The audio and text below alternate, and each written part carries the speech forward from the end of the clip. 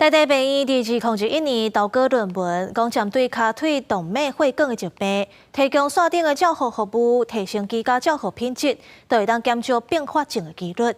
今年美国心脏学会就参考台大这项成果，甲线顶远距离的照护列入去骹腿动脉血管疾病照护指引。脚趾头那边，突然有一天变很肿。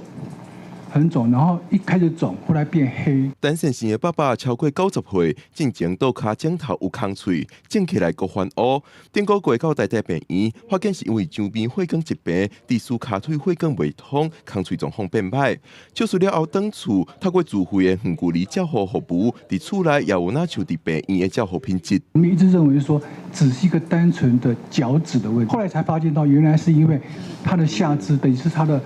左腿这边其实他是血管是不通的。你大概很难想象，一个只是脚有伤口的病人，有血管阻塞的病人，在半年之后他就会死亡。台大病院讲，骹腿动脉血管疾病这款周边血管疾病的病人，较会因为空喙爱截肢，甚至有性命危险。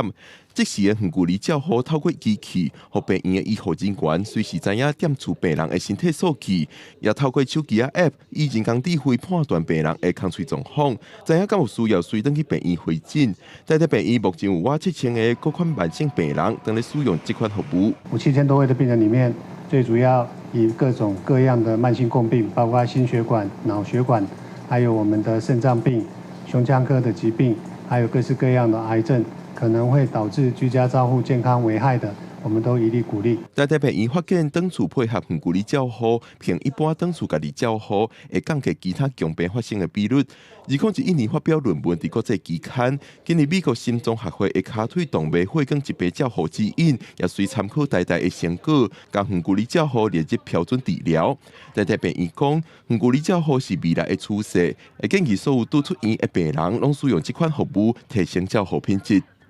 记者林玉凯台北报道。